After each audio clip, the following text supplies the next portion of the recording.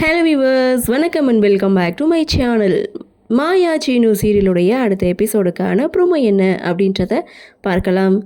மாயாவுக்கு அடுத்த ஒரு பிரச்சனை பார்சல் அப்படின்ற மாதிரி தான் இந்த ப்ரோமோவை கொடுத்துருக்காங்க.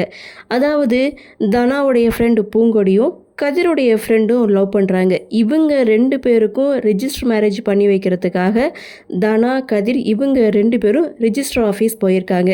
இந்த விஷயத்த புவனேஸ்வரி பொண்ணோட அப்பாவுக்கு கால் பண்ணி சொல்லிட்டாங்க. இது மாதிரி ரகுராமுடைய பொண்ணு தான் உங்கள் பொண்ணுக்கு கல்யாணம் பண்ணி வைக்க போகிறாங்க அப்படின்ற விஷயத்த சொன்னதுமே அவரும் ரகுராம் வீட்டில் போய் பிரச்சனை பண்ணுறாங்க.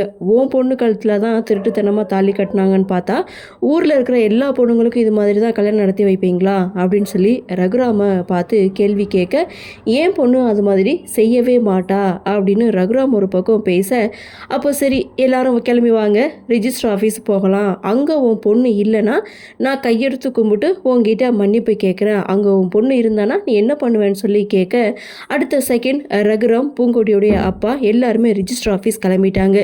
இன்னொரு பக்கம் ஆட்டோவில் ரொம்ப பரபரப்போட மாயா ஒரு பக்கம் போயிட்டுருக்காங்க. இதை வச்சு பார்க்கும்போது அடுத்து என்ன நடக்கும் அப்படின்றத ஓரளவுக்கு கெஸ் பண்ண முடியுது.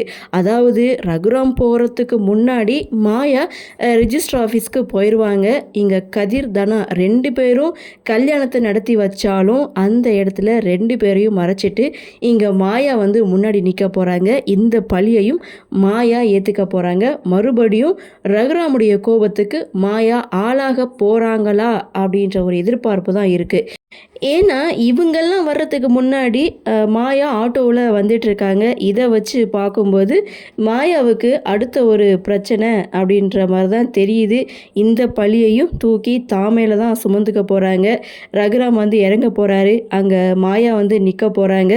ஸோ இதுக்கெல்லாம் காரணம் மாயா தான் அப்படின்னு சொல்லிட்டு எல்லாரும் நினைக்க போகிறாங்க. எதுக்கு தான் இந்த மாயா இப்படி வேலை பார்த்துட்ருக்காங்கன்னு தெரியல. அதாவது தப்பு செய்தவங்க தண்டனையை அனுபவிக்கணும்னு ஒன்று இருக்குது. ஆனால் இவங்க தண்டனையை அனுபவிச்சுட்ருக்காங்க.